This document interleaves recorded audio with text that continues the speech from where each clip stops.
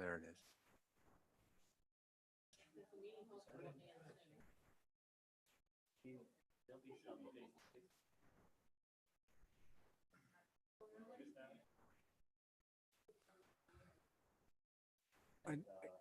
We don't have Sue. 1, 2, 3. 1, 2, 3, 4. We don't have Bruce.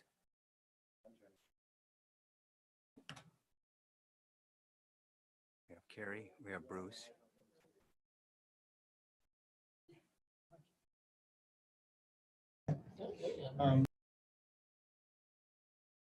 Join me in the Pledge of Allegiance.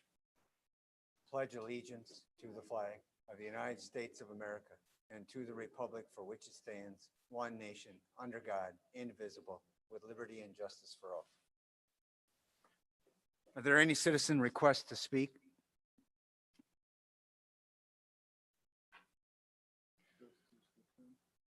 Somebody has a speaker on. All right, then turn over to the superintendent for his reports. All right. Hopefully everybody can hear me okay. Just a couple of items here. First of all, we have the upcoming school board election. We have 3 seats that are up for reelection or election. We have Bob Bauman, Rob Brown, and Sue Katas. The deadline for filing documents to run for the school board is January 5th, Tuesday, January 5th at 5 p.m. And there are candidate information packets. They're available at the district office. People can also email me, or they can email Tim Miner, my assistant, and we can get them any information that they may need. And then also, if any incumbents are choosing not to run, they need to complete their notice of non-candidacy by 5 p.m. on Monday, the 28th. The school district office is closed on Monday, the 28th. That's, I believe it's our energy holiday for the district. And so if you are planning on not running and need to file that paperwork, if you could make arrangements with Tim Miner prior to the holiday break, that would be great. If not, we can work on. What's the last date that the office is open prior to the break? I believe it is the 23rd. Is the because of the 24th, it's close to 24th and 25th, which is Thursday and Friday, and then the energy holiday is on the 28th, which is Monday. So is how it works. If there is a primary needed for the election, that would be on Tuesday, February 16th. And that only happens if we have 7 or more candidates vying for 3 seats. So any questions about the election coming up? Okay. Hearing none, we're all set for your COVID Yes. update. And so right off the bat, I want to touch base on something. I did talk to Jamie about this day, and we talked about it as a cabinet team this morning. Is, with us getting the survey data back from parents and staff and students, we should have that data ready to go by the early next week for to be able to review. I know our next scheduled work session is the 21st of December, which is basically the day before our last day before we go into holiday break. And, one of the thoughts would be, if there are some changes or things that may potentially want to be made, or if we're going to set a direction for what it looks like after break, would the board be interested in having a special meeting potentially next week on like Wednesday night per se, only pertaining to COVID and any adjustments or just updates or just kind of a COVID thing? Because I know at our December 21st work session, we're going to be doing, the staff engagement survey results, the student engagement survey, the parent engagement survey results. We also be looking at the YRBS data for mental health. We'll have a couple other things. We'll be looking at open enrollment things. And so that could be a rather long work session to start with, without tacking on another hour plus related to instructional models and COVID. And so any thoughts, question? Would that work? Yeah. Yes. Would you guys? Rather than an extra long meeting. And are you, I'm assuming, Nick, that you'd be probably coming to us then with a recommendation? Is that what you're thinking? Well, I'm going to go through some of the information tonight, and then you guys kind of ask questions. And based on your questions tonight, we can kind of formulate what other information you'd want to have for that Wednesday meeting, and we can kind of talk through some of that. Okay. Yep. I would agree that that would be a good idea to have the extra meeting.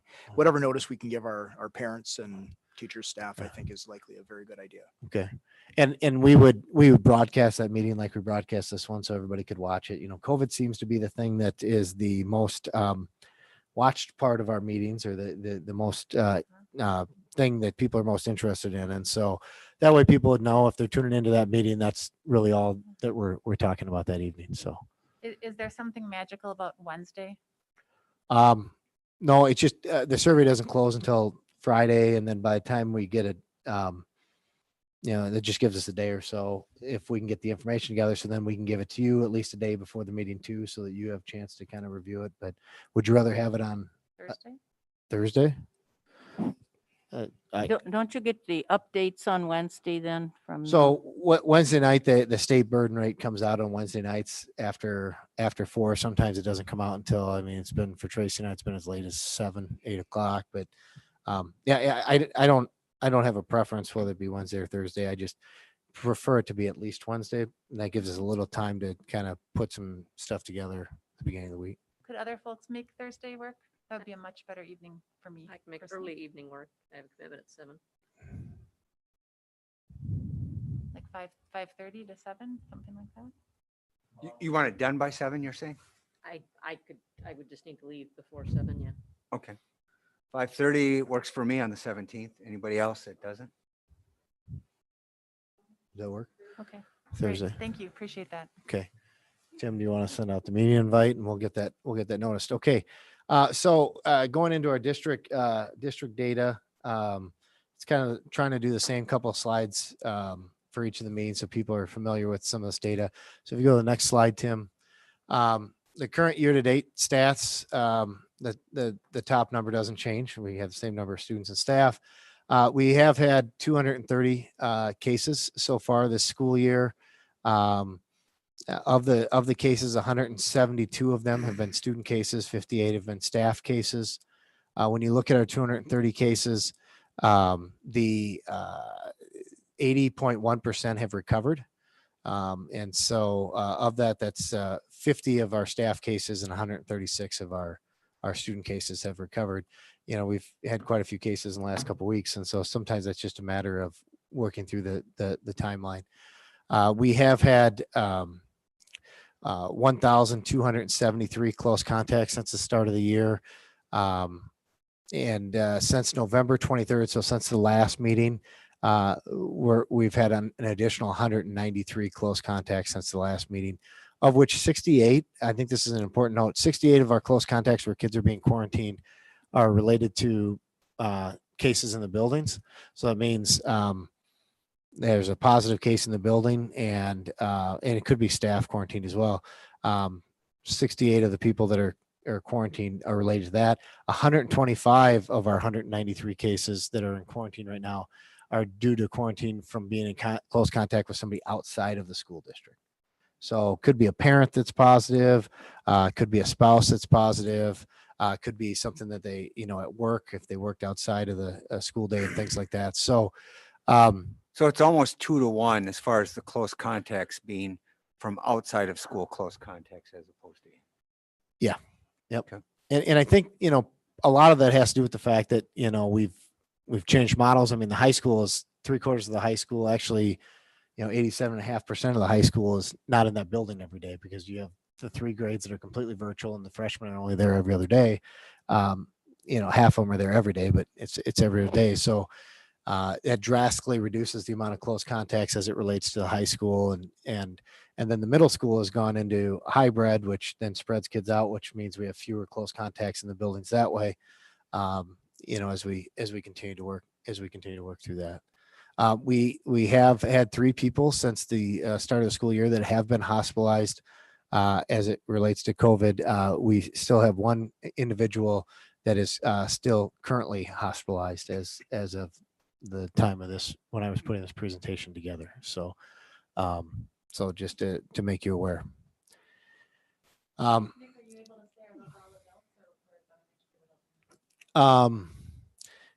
hospitalizations, it would be a mixture. The breakdown by building, I think, and this is something I talked about when we had that, when we had the meeting, don't think that just because we end up going virtual at the high school or hybrid at the middle school, that all of a sudden our case counts are going to drop because, you know, we get the reported cases regardless if the kids are in school or not. What you can see is right now we have about another day left in our reporting period. So even though it says 12/9 is when we report on that date, but it goes through 12/8, which is the end of the day tomorrow. At the high school, we've had 21 cases basically through the end of the day today.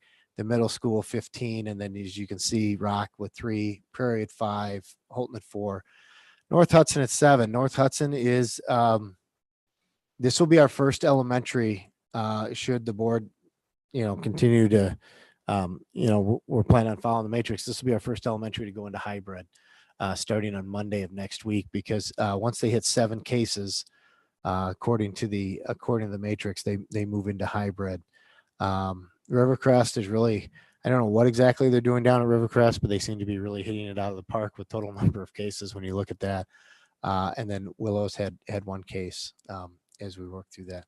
So I think the thing to note with this is when we go into virtual or we go into hybrid, it's not a matter of reducing cases. It's more about reducing probably close contacts and being able to spread kids out. Now, we don't have any evidence the other way either, you know, so I mean, it could very well be helping reduce cases. So for example, you know, maybe if we were face to face 5 days a week at the high school, instead of having 21, maybe we'd have 60. We don't know. I mean, it's just one of those things that that's just something we don't have the answer to. The other piece right now, I think that's interesting as we look at this is, you know, we're kind of watching the Thanksgiving bounce and trying to wait to see what happens with that. You know, we've had some additional cases, but overall the county itself has actually been doing quite well when it comes to the numbers. Just to kind of put some things in perspective, I think our last school closure matrix decision was on it came on the Wednesday right before Thanksgiving. So about a week and a half, almost 2 weeks ago. I think our burden rate was right around 132. Right now, if the trend continues at the county level, we could see our burden rate on Wednesday be somewhere in the 60s to 70s. So almost 50% decline in 2 weeks in number of cases. Now, again, it doesn't mean, okay, we're done and let's, you know, take our foot off the gas. It just means that it does seem like hopefully we're heading in the right direction from a county standpoint, and hopefully the holidays don't, you know, kick it back into high gear. When you go to the next slide, and this just kind of breaks it down by middle school, high school, and elementaries. So you can kind of see the elementaries have the most close contacts right now that are out. And a lot of that has to do with the fact that we're still running 5 days a week with all of our elementaries and face to face. And so it's not as easy, obviously, to space them out.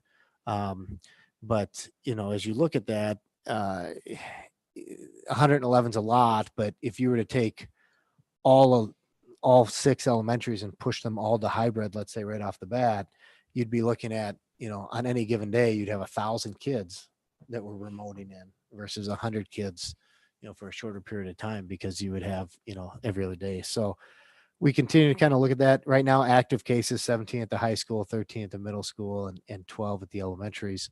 And it's a blend of adults and students as we look at that. So any questions about the data as it relates to our building data? When do you need a recommendation, I guess, or whatever for North Hudson? Well, within this meeting? well, I mean, I think, you know, if the board is, has a thought that they don't want to let them go to hybrid, then I think what we would have to do, because we didn't notice it as a decision tonight type of thing, what we would do is we would probably schedule another special meeting even yet this week for you guys to make that decision if there was, if the board was thinking that was a direction they wanted to go. Can I ask this question? What's the what's the exact number that would need to hit to kick it in? Is it the 7 or is it? 7. It's already hit it. Okay, at 7. Yeah, at But 7. you'd be on the cusp, if you will, just over the cusp at 7. But if we got Yep. 2 more cases tomorrow, it'd be at 9 then. So then we'd be well over. Yep. Yeah. And I don't know if I have the ability to, let me see here. Do I have the ability to screen share? Okay. Let's see if I can do this without, going to my email inbox and, family pictures. So, let's see here. I guess got to get.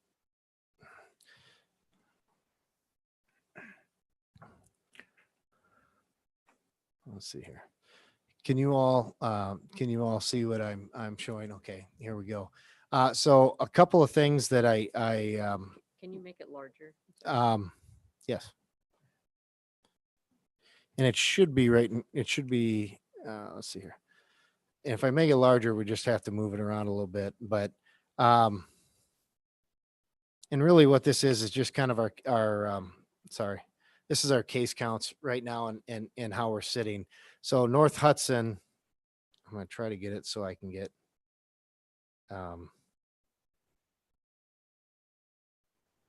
some reason it's not letting me come over. Hold on a second.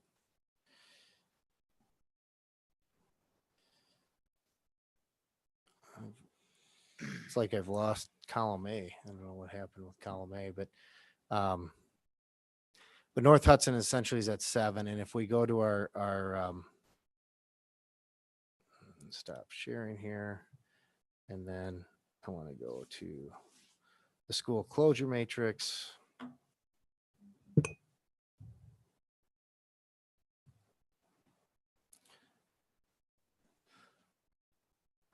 Okay.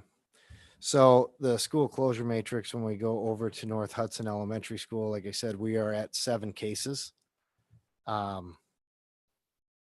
we, if we pick up 2 more cases, they'll stay in hybrid. But if we did pick up 3 more cases, technically it would kick North Hudson Elementary to virtual if we don't do anything with the school closure matrix.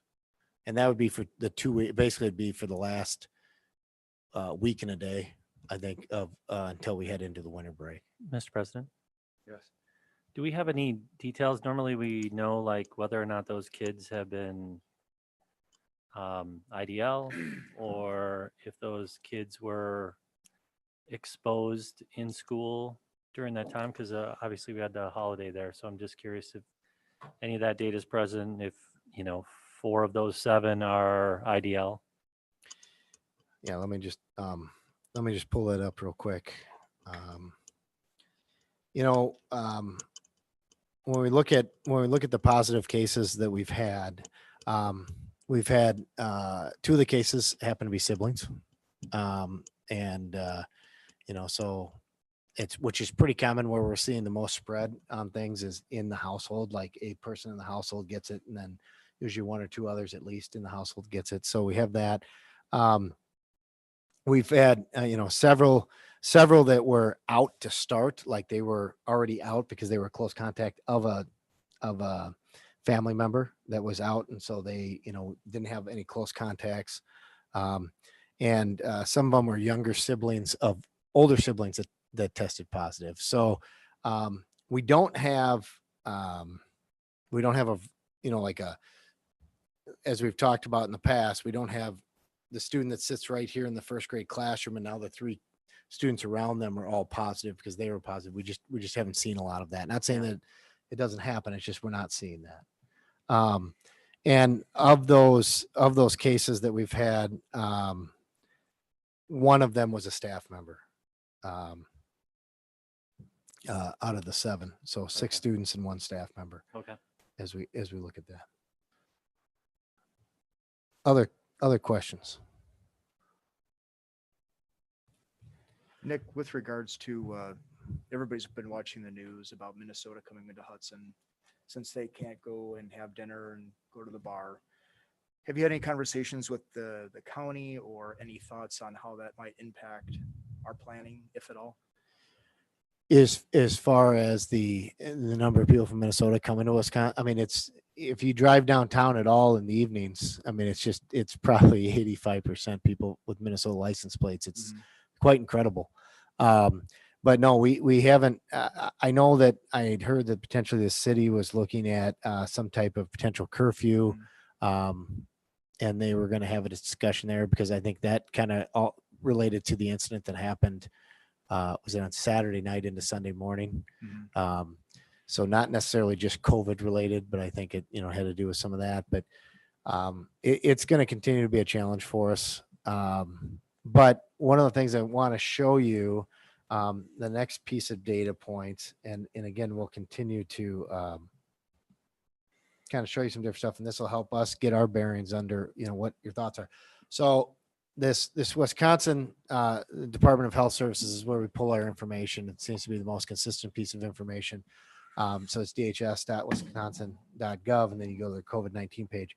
But every day they update the summary data. So you can see, okay, how many positives did we have from the previous day? And this is the statewide. This isn't just the county. And you can see the data. And this is kind of something that they're always tracking and trending. You can see how many deaths, how many hospitalizations, recoveries, and things along those lines. But one of the things that they've added at the bottom here, you got to scroll down, is they have now, let me see if I can just make this, I know I'm making it smaller, Carrie, but I just to try to get it on the screen. So now what they have done, even though it's always opens up over Washington, D.C., what they have done is they've added some different data points in which we can look at stuff. And one of the interesting pieces that they've added is school district data. And this isn't data as it relates to students and staff positive cases. But what they've done is through the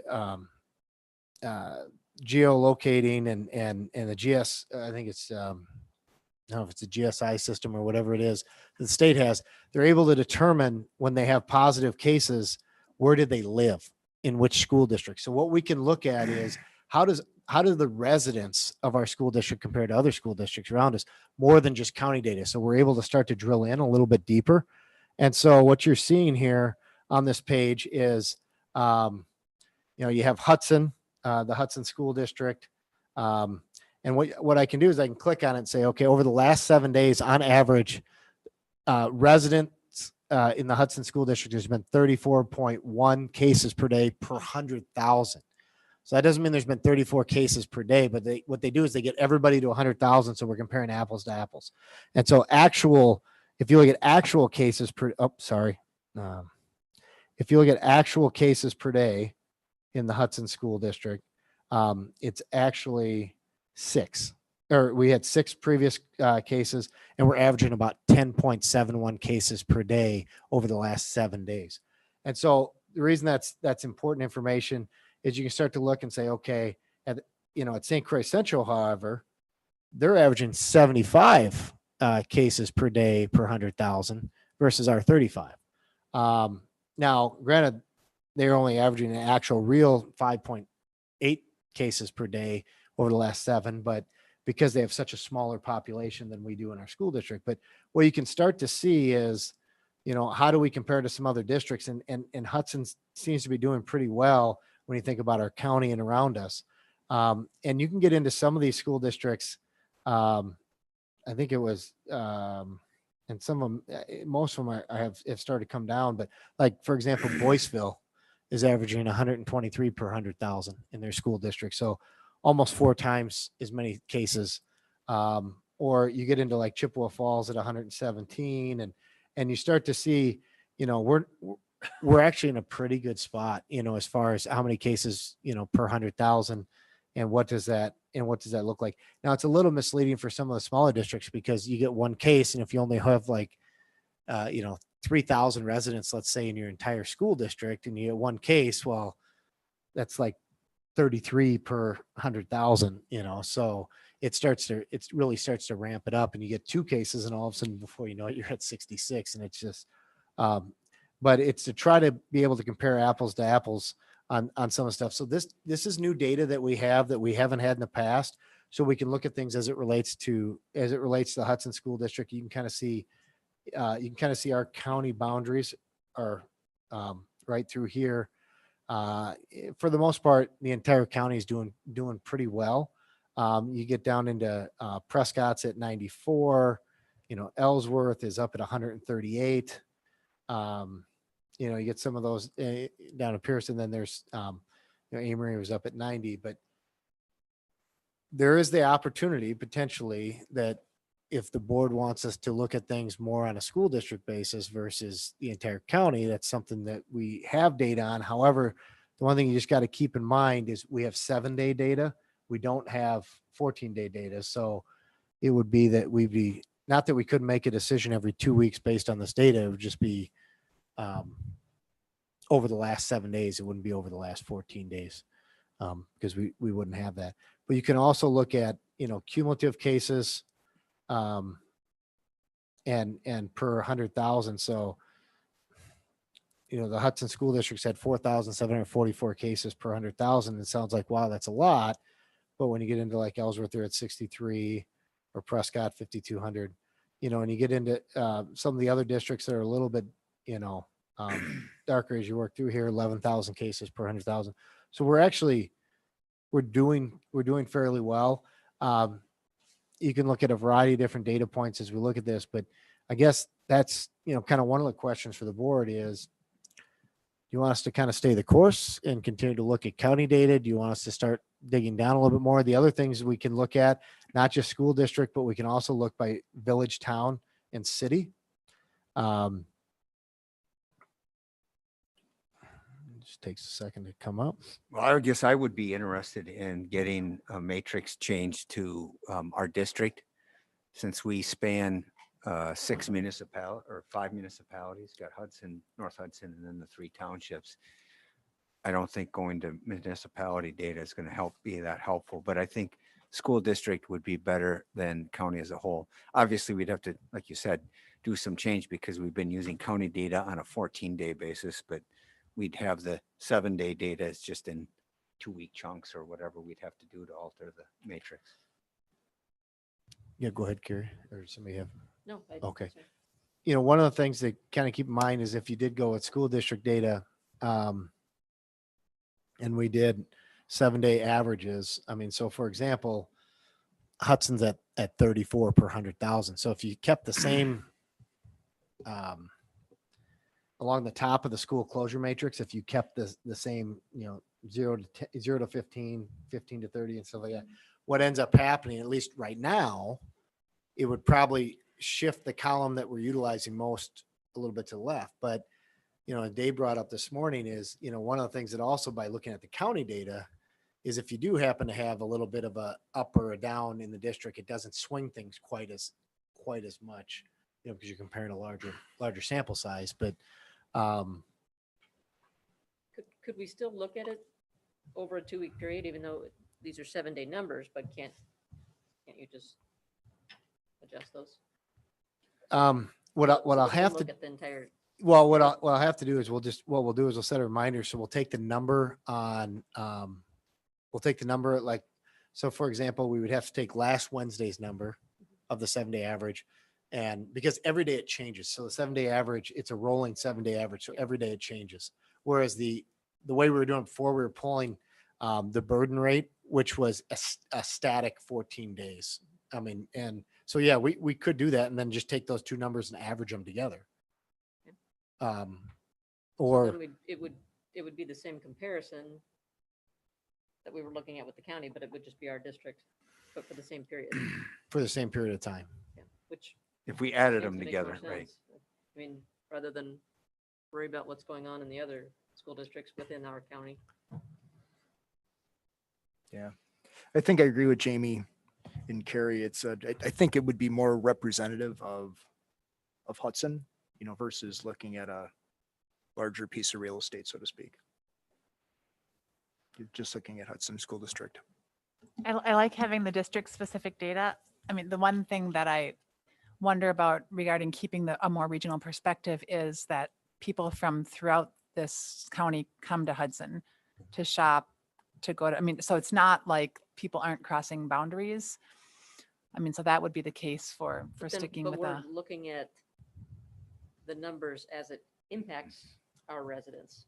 So even if those, people from wherever are swarming in, if we're not getting sick from it, we shouldn't, our kids shouldn't be penalized. Mhm. for Are that. the numbers reported based on home address? Is that how Yes. they're reported? Mhm. Okay. I mean, that's what they've told us. GIS, I said GSI, it's GIS data. So yeah, so the home address as it relates to the testing then goes in here. And again, just, these are per 100,000. So just to give you an idea, let's say last Wednesday was 34 and this Wednesday, let's say was 34. So let's say our average was 34 over 14 days. We divide that number by 10. And that gets us our per 10,000. So actually it puts us down in like, Full face to face. it puts us back in full face to face. I mean, just if we don't adjust anything, just to kind of make you aware of that, it would be a big shift from where we are. And so I want to make sure if that's something, not that you have to make a decision to do that tonight, but I'm saying if you want us to look at what that could look like and have that ready for you guys for information for next Wednesday, Next that's- Thursday. or next Thursday, sorry. We can definitely do that. Go ahead, Sue. Yeah, so could this information that you're showing us tonight that gives us more specific data points per school district, could we use that to help augment our decision-making about shifting individual schools from one level to another? And utilize it that way, not, I mean, I'm not a statistician, so putting the two kinds of numbers together, that's above my head, my artistic head. Mhm. But I'm thinking that, like now with North Hudson, would data regarding our school district that we're seeing here on this map, could that help us say, well, maybe in this instance, we won't close North Hudson on Monday and hope that the 7 doesn't become a 8 or a 9? I don't know. Is that a legitimate question? Yeah, I think, I think the thing is if we were looking at the school closure matrix, like North Hudson, for example, and we were utilizing potentially this new measure just by school district. And again, I don't know what the last 7-day average was. I don't know if there's a way for me to get it, but let's just say, even if it was double of what it was. So let's say it was 70 and this one's 34, so you have a total of 105, right? You divide that by 10 because we take it per 10,000, not per 100. In the school closure matrix, what that's going to do, am I sharing this right now? Is that right? Okay. Puts us over the first column. What that's going to do is that's going to put you in column 1 on the far left versus column 5 on the far right. And really, it's going to keep North Hudson Elementary face to face until they get to more than 12 cases. Then they would go to hybrid. Hybrid. What does it do for the high school? If the same thing at the high school. So, the high school right now is at 21 cases. The likelihood of them having more than about 4 or 5 cases tomorrow is pretty slim. We've just never seen. When we've seen 6 cases in a day, I think that's one of our biggest ones. It's because it's the whole weekend. We're counting Friday, Thursday, Friday, or I'm sorry, Saturday, Sunday, Monday. With the high school, it would put the high school back completely face to face. No hybrid, nothing. It'd be 100% Which back. their number at the last reporting was 30 anyway. So It was even 30 down to 21. So even if so it was, they had been- so even if it was at 30, if we just did the school district data, more than likely it would put us still face to face 100%.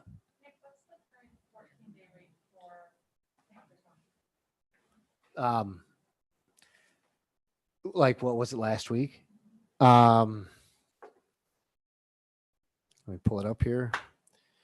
135, was it?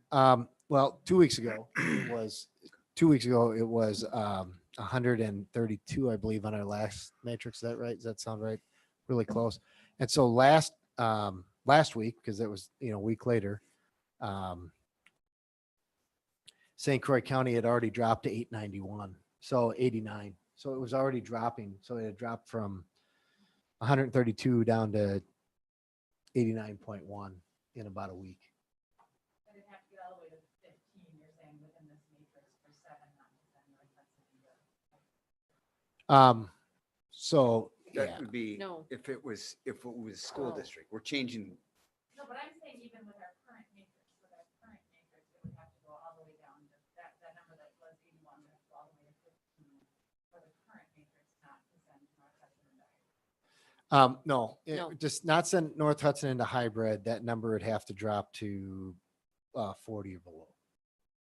Because North Hudson is in yellow, they're face to face. So, and that's with 7 to 9. So that's if we don't, gain any more than 2 more cases over there. There's a decent chance that number went below 40, right? The only reason I say probably not is because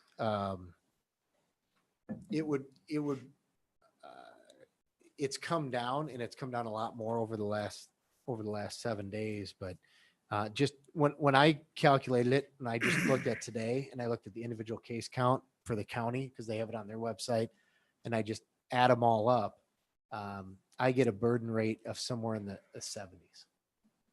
So is where I would anticipate the county number Yeah, coming in. the at. last week would have had been like in the 20s for the average 14-day average to be 40 or less. Yeah, it would, well, I mean, I'm saying 14, if I just count the daily totals from today and go back 14 days. And, what does that look like? Yeah, I mean, it'd have to be pretty low. But here we are. It's 2 different things because that's a 7-day average, rolling average. Mhm. It's not a cumulative account, and this is a 14-day cumulative account. No, that's not 14-day cumulative. 14-day I'm sorry. positive Yes, count. yes, 14-day positive count. So that's a cumulative count. Right. So, yeah, I mean, so we could technically take those numbers and times them by 7. Right, yeah, because right, Each yeah, one. as they're very different numbers, Yep. the way that plays out, because that's a daily average that's been calculated over 7 days. Right. Prior to even all of this discussion, just back to strictly North Hudson, I would be very reluctant to put them into hybrid. I would, kids those ages, with their likelihood of actually spreading it to classmates, I would be more comfortable, hope this is a blip, and that those numbers would plummet in the next 2 weeks. Kind of like we did with Holton when we chose to keep them face to face. That would be my preference. And I would tend to agree with Carrie, and I see Bob's hand up. But my reasoning would be because 2 of those 7 are from the same family. Yeah. And so if it was only 1 from that family and we were at 6, we'd keep them person to person, but yet that sibling that's now positive would be out of school anyway as a close contact. So I would tend to interpret the number more as 7 individual kind of cases, separate, if you will. Only one of those is staff, you're saying, and the rest are students out of that 7. So Bob, what did you have to say? I would agree with that. Just from the, the understanding that it's would be a difficult transition or the hardest transition would be hybrid for elementary kids, for families, for staff. So if we're not having staffing issues and we're at that line, I'd even be willing to discuss breaking elementaries out a little bit so it's not one school versus the other, and watch that number, as Carrie and Jamie both said. Hope it goes down, but if it takes off, potentially go straight to virtual, because we're looking at the calendar as well here, 2 holidays, and so I don't know if that's something We're anybody talking about a wants- week and 2 days, right? yeah. So, I would just say that I concur with Carrie. I don't know if we've got a couple more days before we have to make a hardball decision, I'd really like to not take them out of in person at this late date, before we're out on winter break. So it sounds like we can't take action tonight, though. I mean, it's not listed as an action item tonight, Well, it's, but we can come back together once we see what the numbers are tomorrow. I mean, if we get 3 more tomorrow, it probably changes everyone's outlook versus, right? yeah, well, I mean, I guess, yeah, I mean, one of the things, you don't necessarily have to take action. I mean, technically, this is a guidance tool. However, we want to make sure that everybody understands if this is the direction the board wants to go, that, if we choose to stay in school, this isn't just, the administration saying, no, we're not going to follow the matrix. We've had discussion about this. And so, you would have the ability to say, you know what, if you want us to, if you're giving us some level of direction and we feel comfortable making those decisions. Otherwise, if you want us to schedule a special meeting so that it's an official decision, we can absolutely do that too, and schedule a special meeting for, Wednesday would probably be the earliest we could schedule for.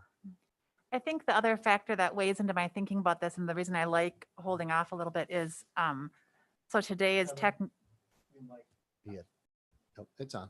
today is technically, I think, day 11 after Thanksgiving.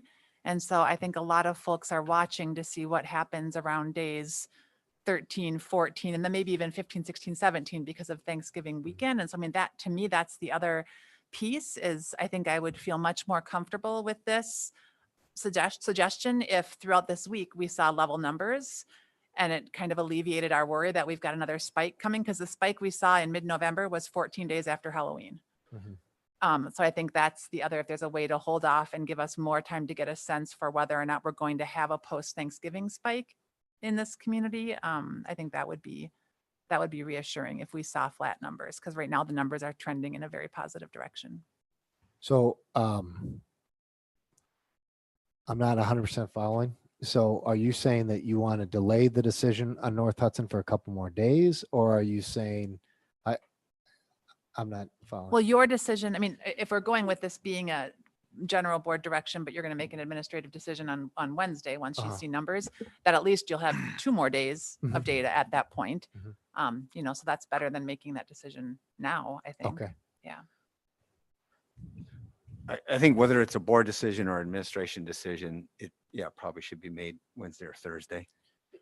Yeah, It's we would, for next Monday. it's just for next Monday. So I mean, Wednesday is when we would typically make the decision. So, I mean, it's not that it's necessarily needs to be made today because Wednesday's the decision made. We just try to give you a heads up, kind of like when we talked about some of the buildings need to kick into a different level. And one of the other things that we've done is, we've committed to staff that if we have to change levels, especially for that first time, that we're going to give them a day to ramp up to it. So if we have to kick into hybrid at North Hudson Elementary, only North Hudson Elementary would then have a no school day on Friday. So staff can get ready to go virtual or basically go hybrid for Monday and the rest of the week. If we decide to keep them in person face to face 5 days a week, then obviously we would have school on Friday. And so making that decision on Wednesday is definitely a preference. definitely a preference compared to Thursday. And again, it's staffing wise, Andrea could probably speak to staffing, and we've been doing pretty well being able to staff our buildings, at least certified staff. You know, some of our paras, it's been hard to fill. Paras have been continued struggle, but our certified staff, we knock on wood, have been doing very well with respect to substitute teachers. Just reading the room and some of the board members' reactions and so forth, the comments, that it would seem to me that cross our fingers that we don't add to the count tomorrow. Then I would say it less likely that we need a meeting on Wednesday. But if we were to add 3 cases tomorrow, then I would think that we would need a board meeting on Wednesday. Will that give you enough time to notice it? Yeah, because that would be the Well, notice anyway, right? Well, 24 hours.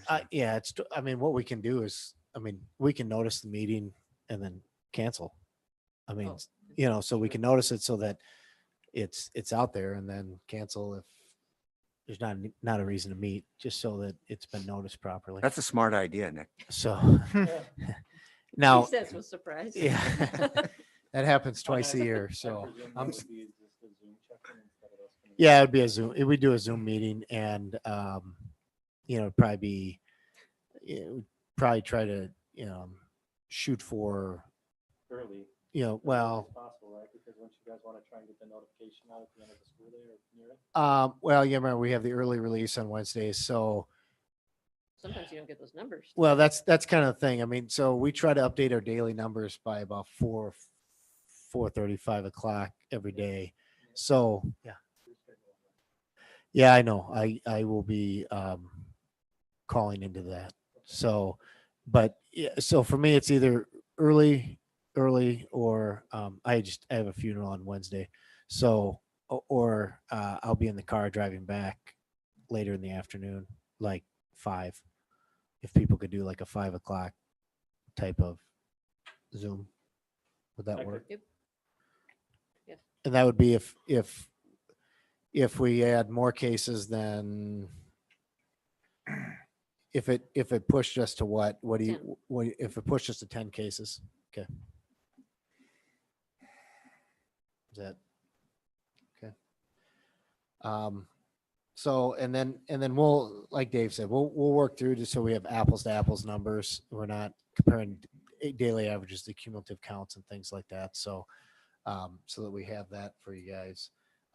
There's so many different numbers being thrown out that I'm having trouble keeping them straight myself sometimes. One other thing, and then I'll open up for any other questions you have. Is we did change to the new quarantine guidelines for close contacts. We started that last Friday. We did contact people that were already out on close contact quarantines and let them know what their new dates would be. So the new guidelines, according to the CDC, are 10 days instead of 14 days. And that's if you do not get tested. If you do get a test, and it has to be within 48 hours of the end of your quarantine, so it has to be on either day 6 or day 7. If that comes back negative, then you can come back on day 8. So it really, what it does is, at the very least, it cuts quarantine for close contacts from 14 days down to 10. And if you're willing to get tested towards the end of the 7 days, you can cut it in half. And really, what's interesting is, because we were talking about Thanksgiving and how long after is, they said basically after that 10-day period, I think they said it was like 1%. There's like a 1% chance that if you haven't developed symptoms prior to 10 days, or you haven't tested positive prior to 10 days, it could be as low as 1%. It could be as much as 10%. And so they felt it was a low enough risk factor in order to shave some days off. And I think the concern with the days is, by shaving some off, maybe we can get people to be a little bit more wholehearted in their quarantine and not say, well, I'm quarantined, but I'm still going to the grocery store. Or I'm quarantined and I'm still doing these things. And so that's the rationale. St. Croix County, we had a conversation with them today. They don't want to allow the antigen test to test out of it. As of right now, our approach has been the antigen test, which is the rapid test, or the PCR test, which is the normal test. If you're negative on either one of those, according to the CDC, those would qualify to test out after 7 days. They would prefer to only have it be the PCR test. The concern with only having it be the PCR test would be, I don't know if we've heard how long testing has. It been 5 days. So 5 days to get results back from PCR. So even if you tried to test out on day 6 or 7, you're not gonna get your results back until day 11 or day 12. And all of a sudden you really haven't cut any time off. So, but I think it's like anything, we monitor it. And if we start to see a huge uptick, or we start to see numbers increase in our buildings because of the change in the way we do our close contacts, I think we make the adjustments. But right now, the data that we have would show that very few cases have actually stemmed from close contacts as it relates to school close contacts. That just hasn't been a big push. So, Rob? Last meeting, we talked about our student athletes and those other students who participate in activities. You had mentioned that Hudson was pioneering a form, Mhm. close contact form. Where are we at with that? Have our students, have they been willing to participate? Are other districts picking up the program? I believe Aaron, do you know where we're at with that, as far as, has Aaron Mullen gotten all the participation athletes and things like that have signed the waiver of information? Yep. Okay. No, last Monday, I think he was starting it. So I think they were hoping to have it done by Thursday. So for us, and then I have not had a recent conversation with the conference superintendents about that. So I'm not sure where they're at with it, but I think, you know, when we left it, everybody's in agreement. We want to be able to make sure we share information with each other so that we're keeping our kids safe as we try to move forward. There has been some talk at the county that came up today that they wanted to have us look at committing to, if you have 2 or more cases on any one team, that the entire team would be quarantined for 14 days and with no ability to test out early or even go to the 10 days. And the thing is it's if they can't show that the cases could have potentially gotten it somewhere else. So for example, if you happen to have 2 basketball players on the same team that both test positive and neither one have had any contact with anybody else that was positive other than people on the team, they would worry that maybe that's an outbreak on the team and they'd like us to quarantine 14 days. I said, well, we're just going to have to kind of dig through what that discussion looks like a little bit more. Because obviously somebody had to have contact with somebody in order to get it to spread. And so we're just going to have to look at that. I mean, we already, the nurses already do our contact tracing. The coaches have been great about getting us the information. And we've had athletes that have been positive and we've quarantined groups of kids on teams. And sometimes we've had to quarantine, you know, close to the whole, we've actually had to quarantine entire teams, I think at the middle school and stuff like that. So if we think we need to, we absolutely will. But that's kind of the gist of where we're at with activities. Any other questions on COVID? Otherwise, the next report is on the equity audit. And just a brief update. I know we talked about this 2 weeks ago, but I just want to make sure because we're in a work session, but we are in the process of getting our equity audit up and running. We went with ICS out of Madison, Milwaukee area, Colleen and Elise, and they've already started reaching out to us to get names for focus groups and starting to do some of the curricular audit materials and stuff like that. So our goal is, you know, second semester, we're really going to be, after the first of the year. I keep thinking back when second semester started right after you got back from winter break, but that's not the case. But after the first of the year, we're going to be really hitting the ground running when it comes to, you know, focus groups and also kind of the materials they need. And so our goal is to have it wrapped up by the end of the semester, hopefully before that, but really shooting for the end of the semester to give ourselves a little bit of wiggle room. So, Any questions on that? Hearing none, then next up is our calendar committee update. Dave, what do you have for us? Thank you very much. So I have 2 calendars for you to take a look at tonight. Really what we're looking at tonight is for your feedback and some general direction based on the 2 calendar approaches. And we'd be bringing them back for action in January. When we look at these 2 calendars, the concept was based on our last conversation about calendars, which was looking at 2 different models. One that's a compact calendar, which essentially is the way we've been building the calendar for the past 5 or 6 years. And the other is the calendar that has a few days off to spread things out, which was a more traditional model that we had about a decade or so ago. So we built out those 2 calendars for your consideration. If we take a look at the first calendar, this is the one with 2 additional no school days. So first day, as always, September 1st, which is a Wednesday. Last day, Tuesday, June 7th. Teacher checkout day the following day on June 8th.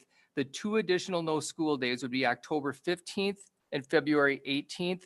Those are the immediately after conference week, which turns out to be a nice time to have that that time away and to refresh a little bit.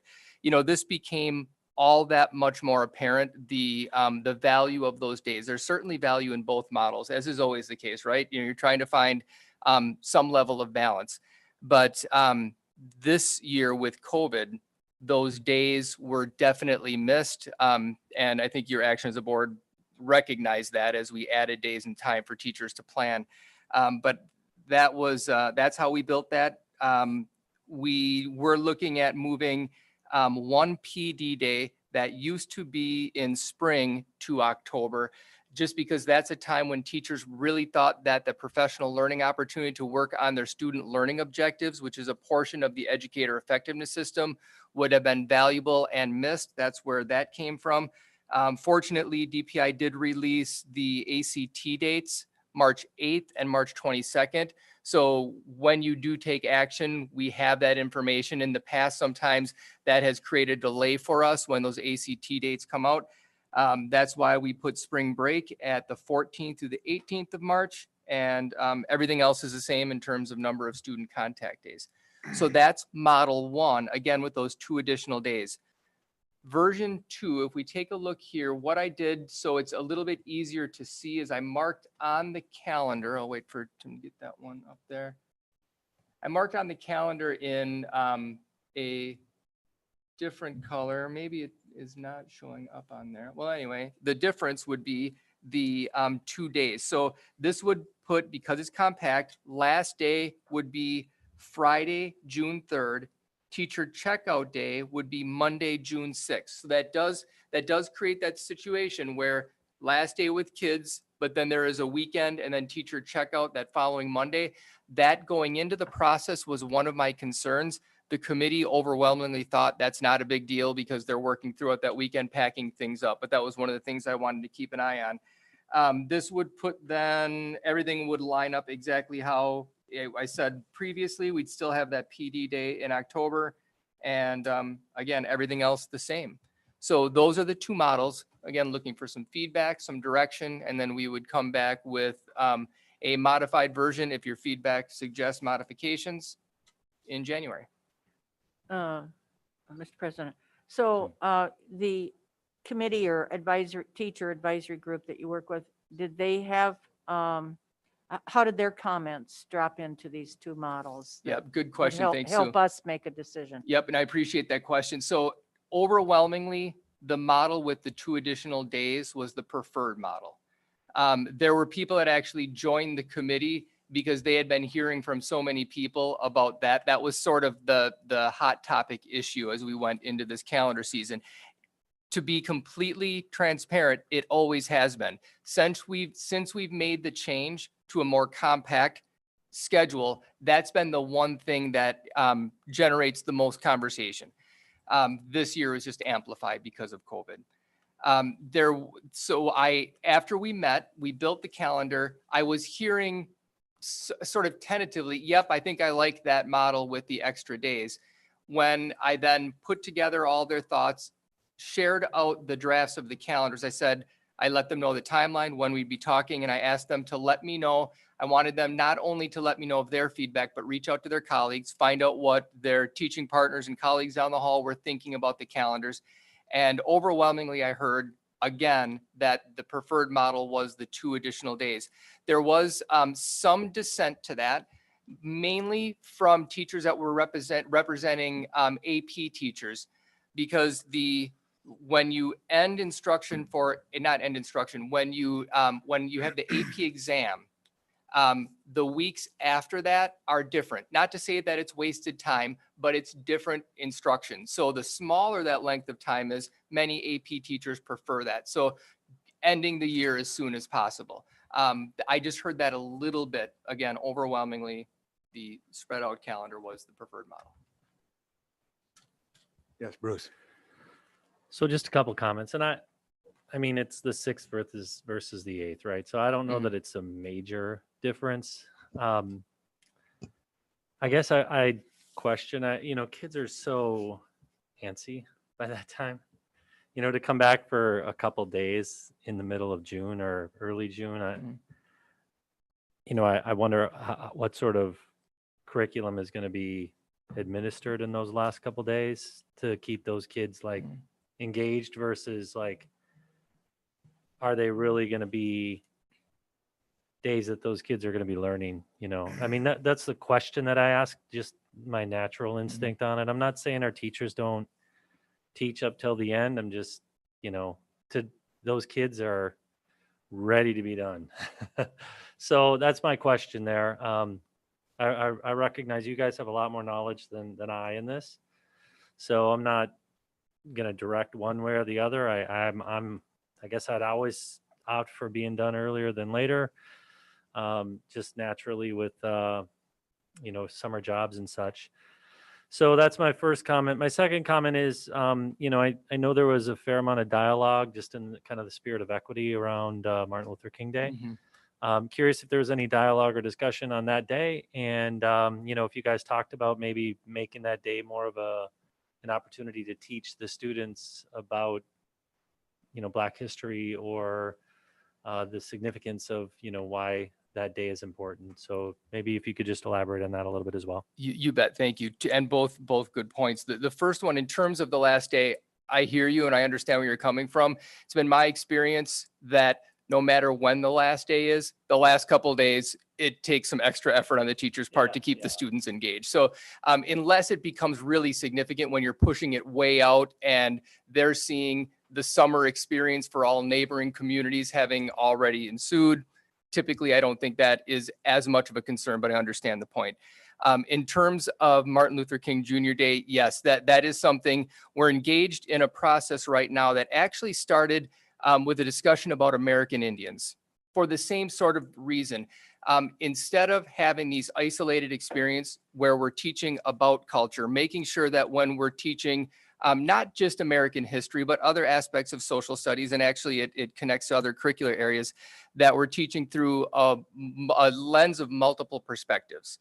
And one of the things we know is we have not been deliberate enough about both the civil rights movement as it relates to African Americans and the teaching of American Indian cultures.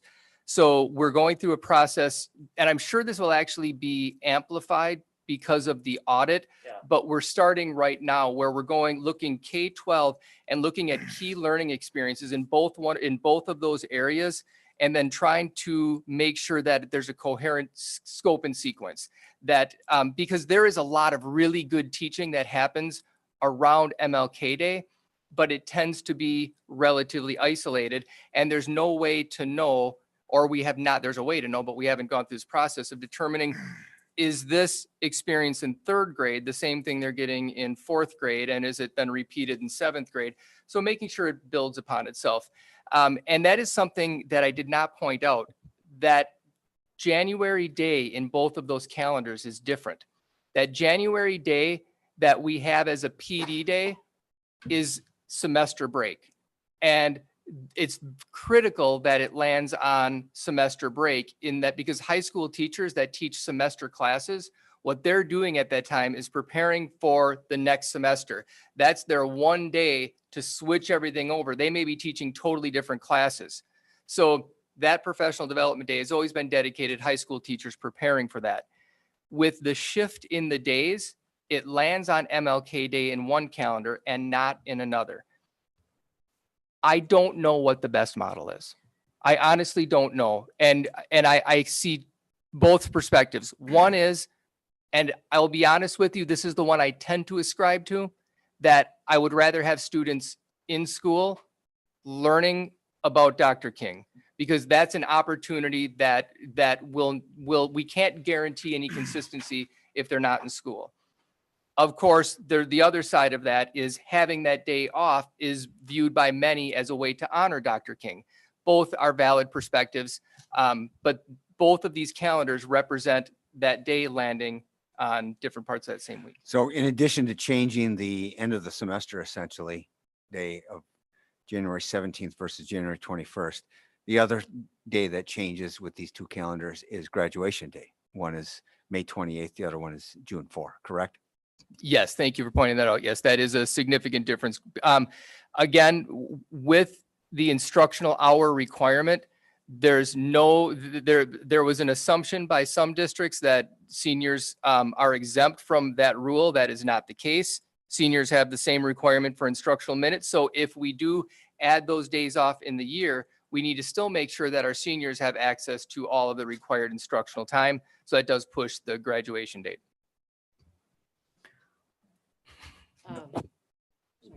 Please go ahead. With the different day off in January, it also changed the quarter, or each number in the days in the quarter. Is there any reason why in the calendar with the days built in that the end of the semester couldn't be the 17th anyway? Or does that further skew the numbers? It does. So the Okay. quarter days are not really significant. Semester days really are. Having a big difference in the number of instructional days by semester is significant, not by quarter necessarily. Okay, but can we go back to the other calendar? To version 1.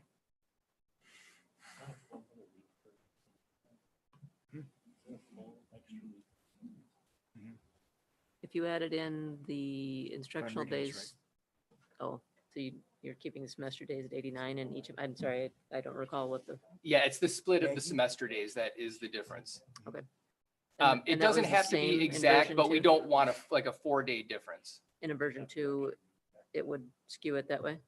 In version 2, it was, 6-day difference. yeah, six-day difference as it stands right now to make sure that that's counted correctly.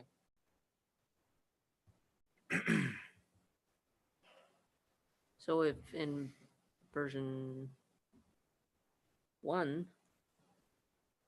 if you push the day off to the 17th, It puts it the other way. Correct. Yeah, you could go, would that matter? no. I mean, we could work around either of those, and quite honestly, we can work around the PD too if we needed to. There are elements to the calendar that we don't have completely refined yet. We wanted to get your feedback. So all of those are open for discussion, where the PD days land, where the days off land and so forth. So After conferences would be good, though. I it mean, is, yeah, it's not always been there, but that often works out well. Just to be clear, there's been, I mean, it might go back a few years, maybe when my kids were in school, but we're not giving kids or, the day off on conferences. Their conferences are in the evening, so those are still school days. Correct. Those are full school days followed by conferences. Mhm. But that would push it to 85 and 93 to move that date in this version. Yeah, I'd have to count it up to make sure. I don't want I think your math is right there, Carrie. Hey, Mr. President, surprised Yes. again. I mean, I know there have been years that we've gotten out later than June 7th. Mhm. In not so distant history. I guess with a difference of a couple days like this, my inkling would be if there's a version of this that teachers strongly prefer and they think that time is meaningful, then I think I would lean toward going with that a couple of days doesn't make a huge difference. And I hear what you're saying, Bruce, about the kind of coming back for 2 days that are kind of blown. I almost think that might give teachers the ability to push hard through that final full week, knowing that, okay, that's when you clean out the lockers and do all, as opposed to wasting part of a week. So, but yeah, I guess I would lean towards toward going with the not compressed, right? The version that has those 2 days that teachers are asking for. Well, Yes, my sir. inclination is, we're talking about this calendar in terms of the teachers. And being an old teacher myself, those final couple of weeks are a good time to do your field trips and, get to the art museum and so on. And I mean, I think I'm going to trust the teachers to come up with the creative ways to, take care of their agitation on it being a nice day outside and everything. But yeah, and did you say that they would, with the second calendar, they'd have a little more time in October First, for the first one, they'd have more time in October for preparation? Right. In both models, there's a professional learning day in October. In the first version, there's an Okay. additional no school day. Okay. All right. Anyone else want to weigh in on this? I guess I would be for version 1. If nothing else, it gets us closer to an easier transition to year-round school. So, yeah.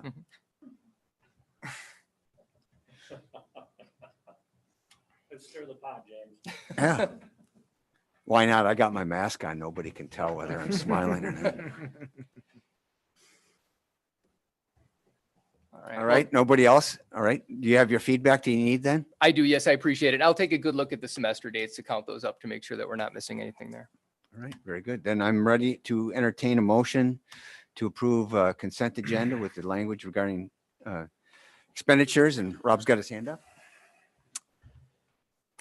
Mr. President, I move approval of the consent items and that the Chief Financial and Operations Officer be authorized to pay bills in the amount of $1,204,149.27. Is there a second?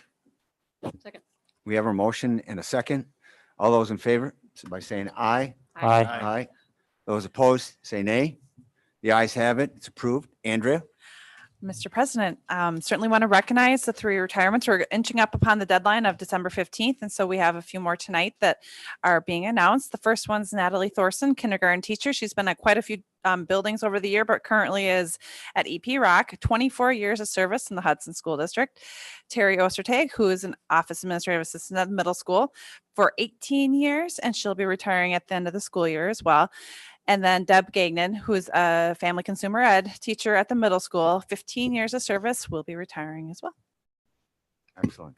Thank you for your service. All right. Next up, we have our Families First Coronavirus Response Act extension.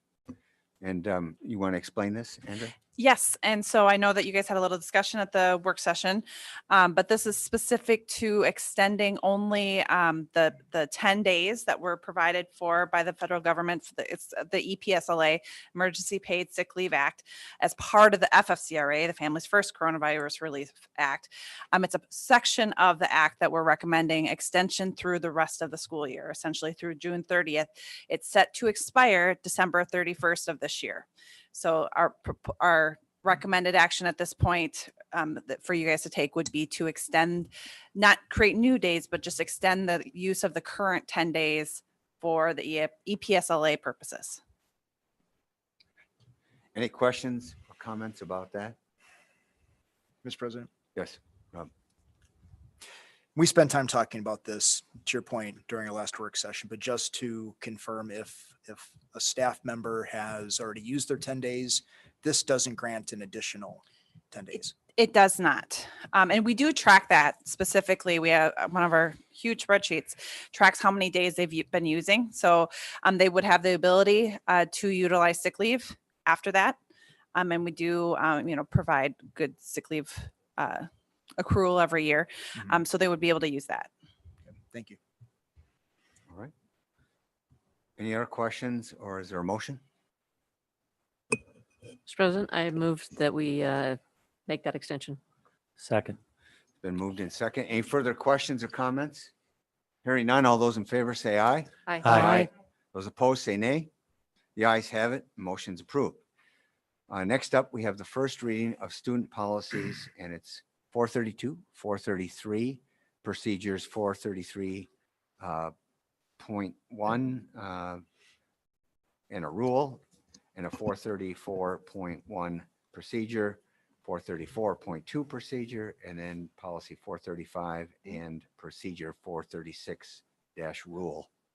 All right, so with that, I know, Erin, you've worked on these, and Yep, so we a had couple of, discussions. yes, ahead. thank you, sorry. A couple of updates we made since our last meeting was the gender language in all of the policies. We made sure that was updated. And then the B to buy, or whatever that was in that first policy. So thanks to that. One of the questions that came up in the last work session was about student withdrawals, and specifically to students who would be emancipated.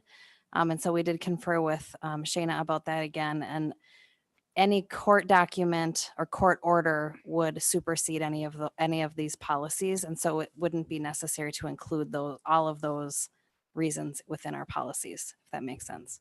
Thank you for that. Yep, you're welcome. All right. Any other questions regarding any of these policies, procedures, or rules? Mhm. Just one point of clarification too, where it's referencing procedures, we will just change that to reference it as policies, because we're with this new review of all the policies, we've been going away from the procedure and just focusing on policies and rules, so that we have consistency, because otherwise people are assuming there's a distinction between the policy and the procedure, and there's really not legally. So It's not a substantive issue at all. It's just a point of process to clarify. Okay, so then what's the difference? We have two of these that are rules. What's the difference between a rule and a policy then? A rule is, you clarify that it's a rule, and the rule is the interpretation of the prior policy. And so by referencing both as the policy, but then having a rule as the further descriptor in the title, just highlights the fact that it's an enhancement of that policy, support of that policy as compared to a separate process when we were trying to have process be more specific to administrative procedures, right? So that there's more delineation between what's a policy, what's a rule, and what's. Okay, so there will be a policy, and then when there's a point one, That's another policy, it has just as much weight as the prior policy. Yep. So and when we have a procedure, we're going to change that just word to policy? to policy, yeah. Because right now I don't see a policy 434, for instance. Exactly. That's been our problem, is that there's been, sometimes it's called policy, sometimes it's called procedure. So as we're doing this cleanup, and I apologize, I was not here, so it's my bad that I didn't catch it earlier. But just by cleaning it up and calling them all policies, then we don't have that wonkiness between, okay, so what's the reason for it being procedure versus what's the reason for it being policy? It's just all policy. And then if it's the enhancement of the policy, then it's rule. Gotcha. We'll do away with the procedure language. Exactly. And just Right. make it much more the administrative procedure, which I think is more akin to how you think of the flow chart of an organization. So Heather? one more nitpicky question then. So to Jamie's point, there's not a policy 434. So did there used to be? Is that why we have a 434-1 and 434-2? Because it seems odd to have a .1 and .2, but not to have the The- policy itself. And that's a function of WASB of how they recommend the numbering to occur. So if they have an overarching policy, but we have a .1, we're just following their specification of the numbering. And so we do have several situations where we have a .3, but we don't have a .2, but we have a .3, because it's what they, in the updates that they provide us, that's how they list it. Or we have a 238, but we don't have a 237. There's quite a bit of that. I mean, a lot, yeah, great deal.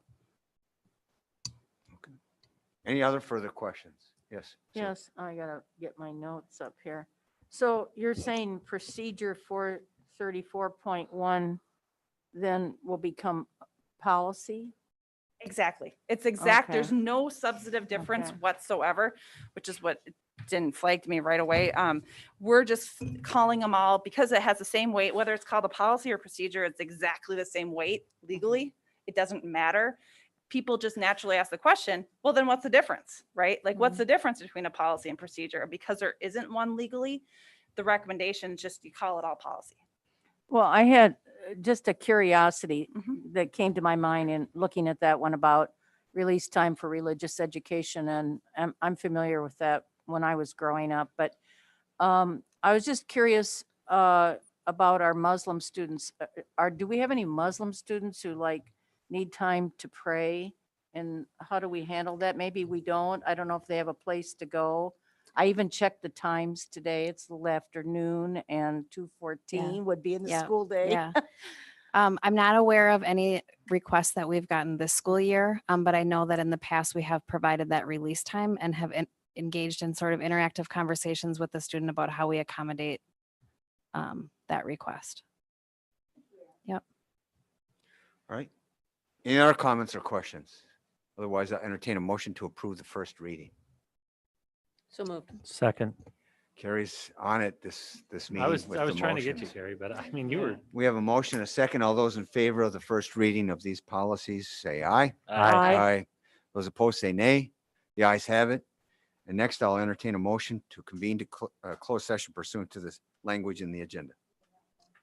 Make a motion for the board to entertain a motion to convene a closed session pursuant to Wisconsin statute 19.85, parent 1, parent D, to consider strategy for crime detection and prevention. Second. Motion by Bruce, second by Bob. Call roll call vote. Bauman, Aye. Brown. Aye. Hanson, Aye. Katas, Aye. Logland, Whitaker, Aye.